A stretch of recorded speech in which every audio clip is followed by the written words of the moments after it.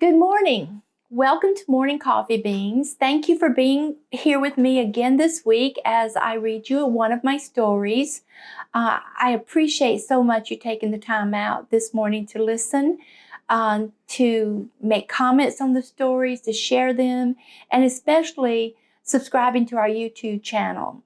I hope you'll enjoy this story this morning. It's a funny story.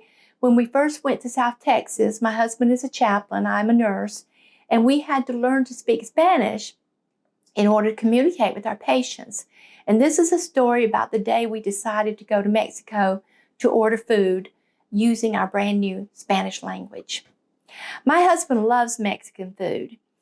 When we lived in South Texas, he worked very hard to learn Spanish. As a hospital chaplain and a nurse, we needed to know how to speak and understand Spanish to better communicate with our patients. One afternoon, not long after we had completed our Spanish classes, he picked me up from work early. He said he wanted to go to Mexico for some Mexican food. We only lived about 20 miles north of Progreso, a Mexican border town. I pointed out the fact that we had great Mexican restaurants right near where we lived.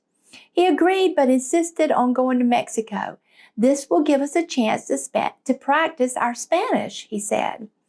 It was in the middle of the week and the end of a long day, but I agreed. After we arrived, I suggested several of the big restaurants as we crossed over the border. But he said no, he wanted to go to a small mom and pop restaurant where no one spoke English and the food was authentic. We walked through the entire town until he found a tiny little restaurant that had a large picture window. And as we looked in, you could only see about 6 tables there. This is perfect, he said. We went inside and he asked for a menu. Un menú, por favor. The waiter shook his head and replied in Spanish, sin menú. No menus. It appeared that no one in the restaurant spoke English, and so I told him we should probably go somewhere else. But he declined, saying this would be a perfect place to practice our new language. The waiter recited the list of entrees in Spanish. I heard the word taco and told the waiter that's what I'll have, tacos. I suggested to my husband that he should order the chalupa because we knew what that was. But he said no, he wanted to hear the list again. Finally, he recognized something that sounded good. He stopped the waiter and said, this is what I'll have. After he placed his order, I warned my husband he didn't know what he was getting, but he said it sounded like great Mexican food. I noticed everyone in the restaurant glancing up and smiling, and I thought they were being friendly, so I smiled back. When our food arrived, I was glad to see my order, just a couple of simple tacos.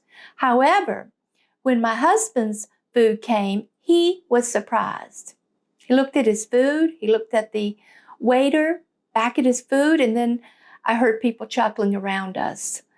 In English, he told the waiter that he had made a mistake because he had ordered Mexican food. The waiter patiently nodded his head and told him this is what he ordered. My husband said, ¿Qué esto? Es hamburguesa papa fritas, replied the waiter.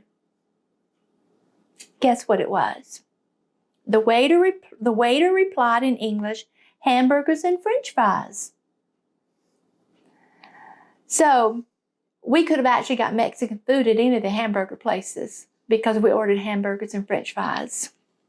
I hope you enjoyed this story. That was a fun time living in South Texas and learning to speak Spanish. And we still speak a little Spanish, and we go to the Mexican restaurants when we can, and we practice our Spanish, although we never ask for anything that we don't know, that we can't figure out what it is.